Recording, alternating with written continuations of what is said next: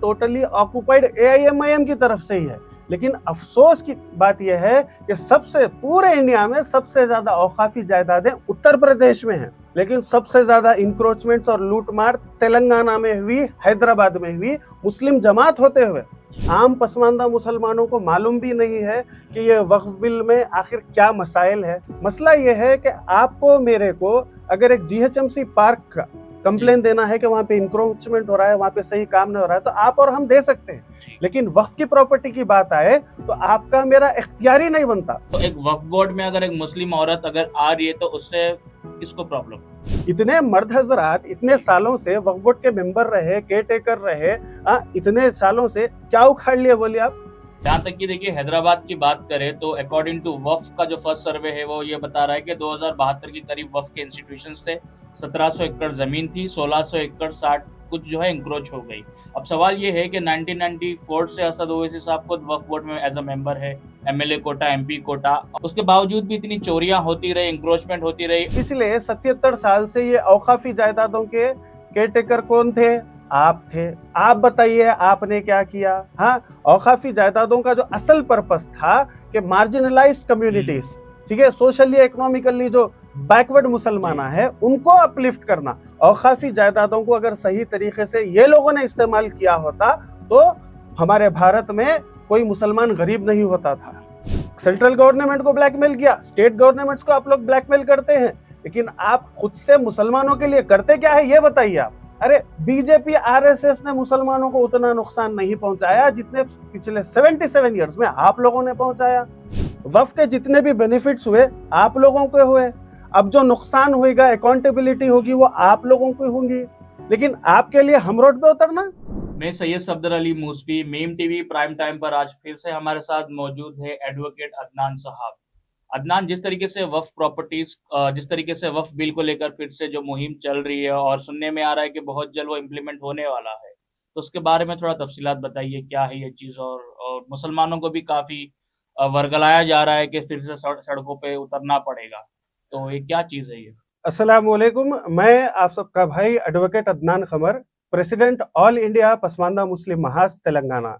जी हाँ, हम सब देख रहे हैं कि all India Muslim personal law board, Jamaat Islami, Jamiat Ulama Hind, मजलिस मशावरात या फिर जितने भी मुस्लिम तंजीमें हैं और सियासतदान हैं, ये लोग मुसलमानों में एक बेचैनी फैला रहे हैं और रोज एक अपील आ रही है कि नेशन वाइड एक प्रोटेस्ट करना है वक्फ बिल के खिलाफ।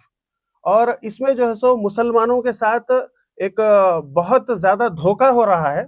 आम पसमानदा मुसलमानों को मालूम भी नहीं है कि ये वक्फ बिल में आखिर क्या मसाइल है, वक्फ के ताल्लुक से आखिर क्या बात हो रही है। बस मुसलमानों को गुमराह कर दिया जा रहा है, एक तरफ से नहीं, दोनों तरफ से। दूसरी तरफ के जानिब के जो लोग हैं वो लोग भी गलत इंफॉर्मेशन फैला रहे हैं, और हमारी तरफ के जो जमातें, तंजीमें और सियासतदान हैं वो अपनी रोटी सेकने के लिए मुसलमानों में बेचैनी फैला रहे हैं। लिहाजा ऑल इंडिया पसमानदा मुस्लिम महाज पूरे नेशन वाइड मुसलमानों से अपील करती है कि खास तौर पर ये जो तंजीमें हैं और ये जो सियासतदान हैं, इनके बातों में हरगिज नहीं आना है। ये लोग वर्गलाने की कोशिश करेंगे, इनके वर्गलावत में, इनके बहकावे में नहीं आना है। सब्र से काम लेना है और एक एक बात को सही तरीके से एनालाइज करना है। देखिए, इससे पहले 41 अमेंडमेंट्स की बात चल रही थी वक्फ बिल को लेकर, अब पता चला कि सिर्फ 14 ही जो है अमेंडमेंट्स होंगी। तो उसमें से ऐसी कौन सी चीजें जो अच्छी है, कौन सी चीज जो है जिसपे आप खुद एतराज करते हैं, जरा बताइए व्यूअर्स को। देखिए, ये जो अमेंडमेंट्स आए हैं, ये अमेंडमेंट्स में सबसे ज्यादा कंट्रोवर्शियल जो मुसलमानों को बताया जा रहा है, क्योंकि हम भी जॉइंट पार्लियामेंट कमेटी का हिस्सा रहे, हम भी गए, हमारी बात रखे, तो सबसे ज्यादा हमको ये गुमराह कर दिया जा रहा है कि इसमें कलेक्टर का इन्वॉल्वमेंट होगा। तो अभी जो चेंजेस आए हैं, कलेक्टर का नहीं, हुकूमत की तरफ से एक आला जो ऑफिसर रहेगा वो जो सो नजर रखेगा। माफ करना, इसकी जरूरत क्यों पड़ी? क्योंकि देखिए, वक्फ बोर्ड का इदारा तो है, अगर वक्फ प्रॉपर्टीज इंक्रोच हो रही है, कब्जा हो रहा है, तो आपके पास एक इदारा है जहां जाके आप कंप्लेंट करते हैं।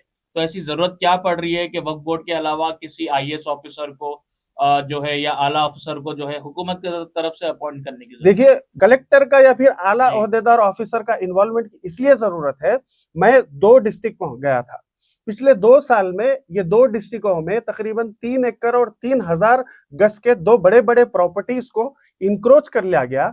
वक्फ का जो हमारा लोकल ऑफिसर होता है वो भी बिका हुआ, चेयरमैन भी इसमें मुलविस, ठीक है, वक्फ के जो मेंबरान है वो भी मुलविस। मसला ये है कि आपको मेरे को अगर एक जीएचएमसी पार्क का कंप्लेन देना है कि वहां पे इंक्रोचमेंट हो रहा है, वहां पे सही काम नहीं हो रहा है, तो आप और हम दे सकते हैं, लेकिन वक्फ की प्रॉपर्टी की बात आए तो आपका मेरा इख्तियारी नहीं बनता।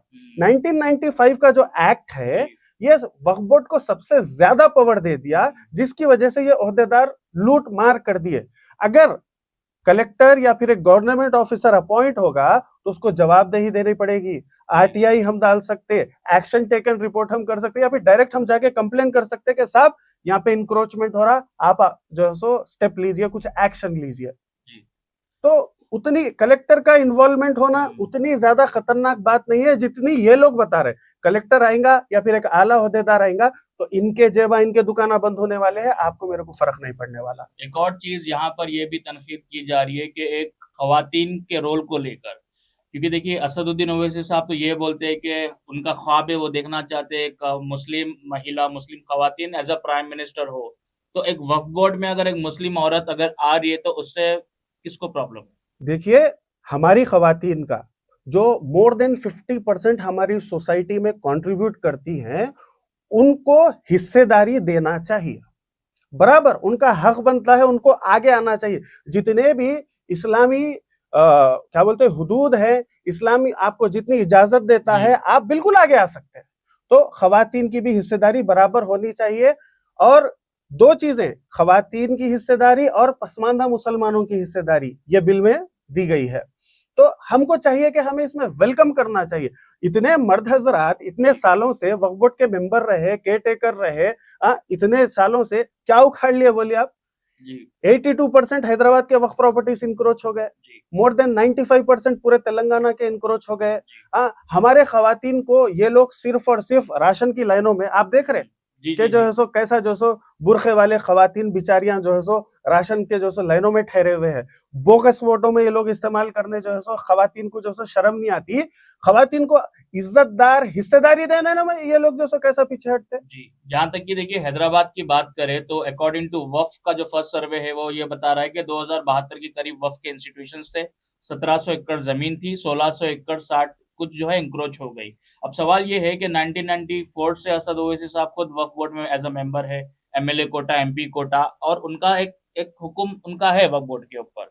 उसके बावजूद भी इतनी चोरियां होती रही, इंक्रोचमेंट होती रही, और असद ओवैसी साहब ही सारे हिंदुस्तान में घूम घूम कर बोल रहे हैं प्रॉपर्टीज बचाइए, वक्फ का काला कानून, गोरा कानून। तो ये बात समझ नहीं आ रही, उन्हीं के घर में तो चोरी हुई है। बिल्कुल, देखेंगे आप पिछले 30 साल से असदुद्दीन ओवैसी आंध्र प्रदेश वक्फ बोर्ड और तेलंगाना वक्फ बोर्ड के मेंबर रहे, इन्हीं के एमएलए कोटा में मेंबर रहे, और इन्हीं के जो मुतवल्ली कोटा से जो मेंबर्स आते हैं इन्हीं के होते हैं। वक्फ बोर्ड टोटली ऑक्युपाइड एआईएमआईएम की तरफ से ही है, लेकिन अफसोस की बात यह है कि सबसे पूरे इंडिया में सबसे ज्यादा औकाफी जायदादें उत्तर प्रदेश में हैं, लेकिन सबसे ज्यादा इंक्रोचमेंट्स और लूटमार तेलंगाना में हुई, हैदराबाद में हुई, मुस्लिम जमात होते हुए, मुस्लिम क़ियादत होते हुए सबसे ज्यादा जो है। और यहाँ पे कोई हिसाब किताब नहीं है।